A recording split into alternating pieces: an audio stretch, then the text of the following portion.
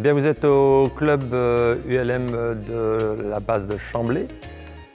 C'est un club qui compte 120 membres, donc un des plus grands clubs de France. Il y a 2 hangars. Ces 2 hangars rassemblent une histoire de 52 machines environ. Et quand on parle de machines, c'est donc des 3 axes, des pendulaires, entre autres. Il y a mon collègue qui est à côté de moi, là, il peut vous parler d'ailleurs déjà dans un premier temps des pendulaires parce que c'est un peu sa spécialité. Oui, alors les pendulaires, c'est vraiment la base de l'ULM, puisque c'est donc un chariot qui est sous une aile delta. Une aile delta qui est une aile semi-rigide en toile avec des lattes. Donc ce chariot fonctionne par déplacement du centre de gravité. Et donc il suffit d'agir sur la barre pour monter, descendre, tourner à droite ou tourner à gauche. On est vraiment comme sur une moto, c'est-à-dire que la plupart des pendulaires n'ont pas de carénage, n'ont pas de cabine, n'ont pas de pare-brise. C'est des machines qui peuvent voler entre 65 qui est la vitesse minimum et jusqu'à 150 km/h.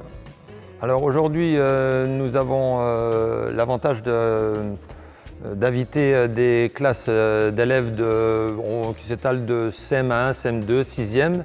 Là aujourd'hui, c'est des classes de 6e. Et on a défini avec l'Éducation nationale et la région, entre autres, des ateliers pour justement que ces élèves puissent découvrir un petit peu le monde de l'aéronautique.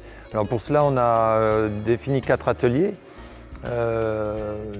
S'inspirer de la nature, donc la comparaison entre l'oiseau et l'ULM.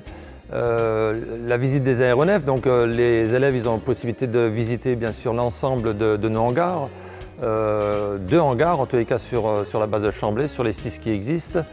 Là-dessus aussi, ils ont possibilité de faire des origamis, c'est-à-dire de monter, de construire un tout petit avion en papier.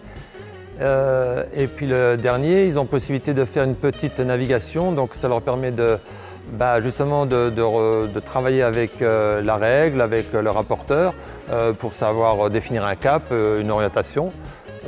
Et puis en plus après, pour terminer, eh bien, dans cet atelier-là, ils ont possibilité de faire un petit vol en simulateur. Donc vraiment toute une approche pour découvrir le monde de l'aviation, entre autres.